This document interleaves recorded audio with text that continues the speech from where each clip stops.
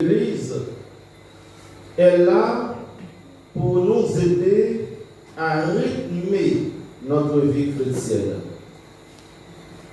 Cette vie, l'Église la nourrit par la parole de Dieu et l'Eucharistie, sans oublier les autres sacrements et la prière. Tout ce que l'Église nous enseigne et nous accorde au nom du Christ, c'est justement pour nous rapprocher du royaume de Dieu. Pas besoin de dire que l'Église nous accompagne pas à pas sur le chemin du royaume et d'éternité. L'Église est comme le flambeau qui luit dans la nuit de nos vies. En marchant sur le chemin d'éternité, le chrétien n'est pas appelé à rester sans rien faire, comme un paresseux. Autrement dit, dans l'attente du grand retour, le chrétien doit se mettre au travail afin d'avoir une vie chrétienne féconde, épanouie et productive. C'est dans cette perspective que nous sommes invités à interpréter et comprendre le sens de la parabole racontée par le Seigneur dans l'évangile de la messe du jour. Toujours au nom du Seigneur, l'Église, dans son rôle d'épouse et qui gère le trésor de la foi, nous alimente pour pouvoir résister aux œuvres des ténèbres et pour finalement dire oui à l'amour du Christ. Dans cette parabole, il est question d'un maître qui va entreprendre un voyage. Avant de partir, ce maître qui représente Jésus, le Christ, confie ses richesses à ses serviteurs. Il confie à chacun suivant sa capacité et son intelligence. Cela fait partie de la justice divine. Le Seigneur traite chacun avec respect et dignité, sans minimiser personne.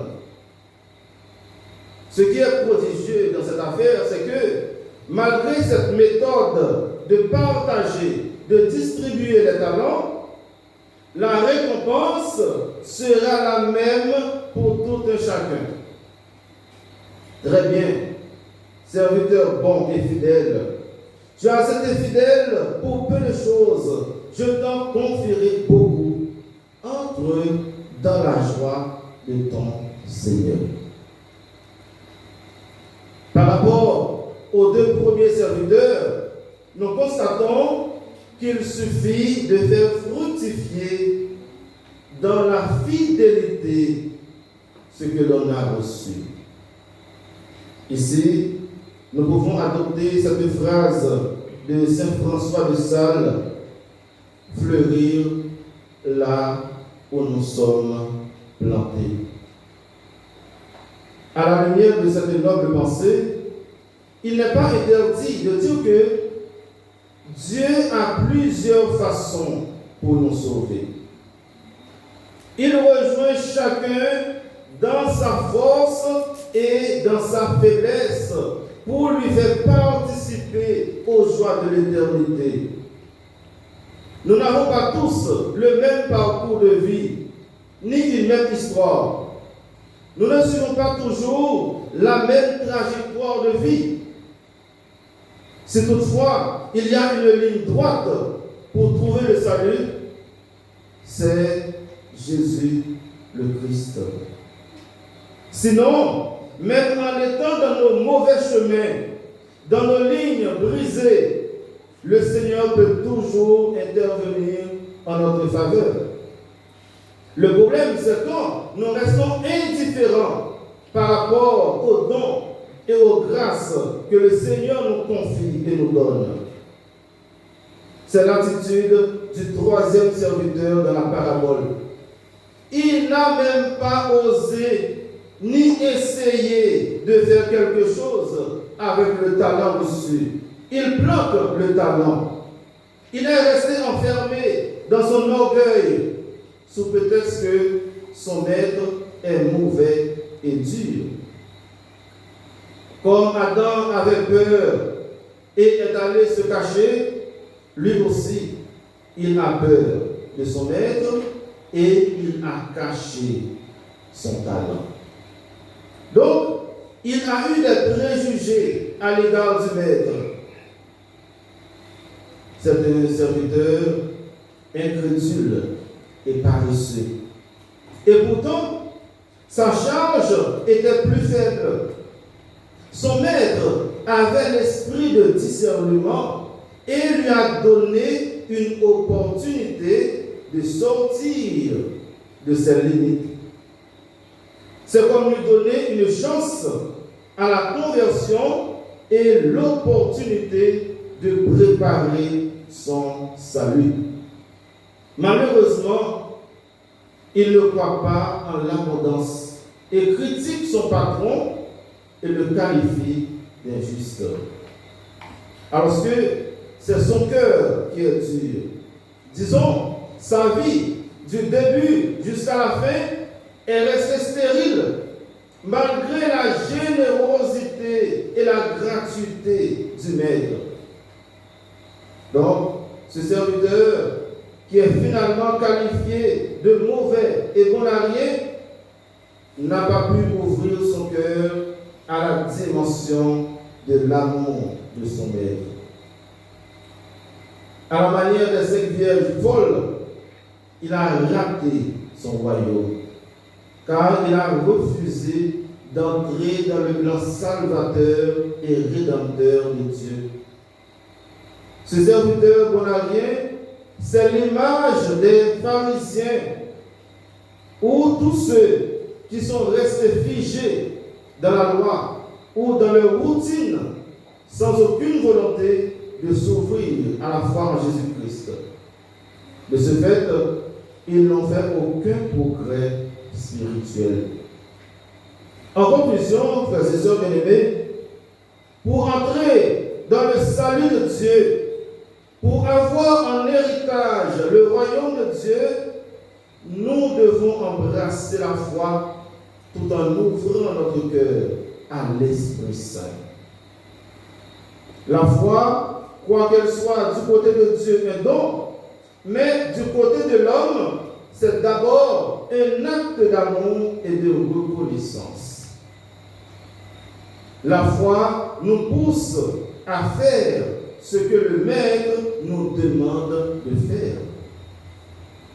Faire ce que le Maître nous demande, c'est de collaborer tout simplement à notre salut, car le salut est déjà là. Mais nous devons nous impliquer corps et âme dans ce processus d'éternité.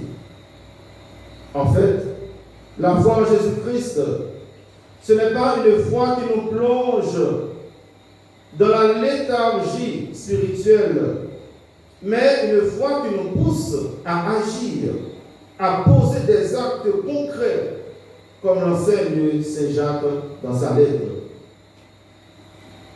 Souvent nous chantons, chacun reçoit la grâce de l'Esprit pour le bien du corps entier qu'est l'Église. Mais, mes chers amis, que faisons-nous de ces dons reçus? Encore une fois, le Seigneur nous invite à assumer notre responsabilité. Nous devons constamment rester en activité spirituelle. Il faut oser faire quelque chose. Personne ne doit rester indifférent. Dans le cas contraire, à la fin des temps, nous connaîtrons un mauvais sort. En cette 4e journée mondiale des pauvres, le pape François, appuyant sur le passage de la Bible, invite chacun à poser un simple geste autour du thème « Tends ta main aux pauvres ». Tendre la main, dit-il, est un signe qui rappelle immédiatement la proximité, la solidarité, l'amour. Chacun, là où l'on est, avec ce que le Seigneur nous donne, le peu qu'il soit, nous devons tendre la main à nos prochains, aux pauvres, aux nécessiteux et aux malheureux. C'est-à-dire que nous devons les aider sans chercher d'excuses. Nous ne devons pas ignorer le pauvre qui se trouve sur notre chemin, le pauvre qui se trouve à côté de notre maison. Ignorer le pauvre, c'est ignorer le Christ. Et du coup, c'est ignorer notre propre salut. Celui qui prie et qui croit vraiment en Dieu trouvera toujours du temps pour s'occuper du pauvre. Le pauvre n'est pas seulement celui qui dort dans la rue, ni qui n'a pas de sous, mais aussi bien celui qui a besoin un peu d'amitié et d'attention de notre part. Le temps consacré à la prière, poursuit le pape François, ne peut jamais devenir un alibi pour négliger le prochain en difficulté. Le contraire est vrai. La bénédiction du Seigneur descend sur nous et la prière atteint son but quand elles sont accompagnées par le service aux pauvres. À travers cette Eucharistie que nous célébrons aujourd'hui en mémoire des pauvres, que le Seigneur, par l'intercession de la Sainte Vierge Marie et Saint Joseph, eux qui ont expérimenté la pauvreté spirituelle et matérielle, nous accordent la grâce d'être une main tendue afin de pouvoir subvenir aux besoins des pauvres. Au nom du Père, et du Fils, et du Saint-Esprit. Amen.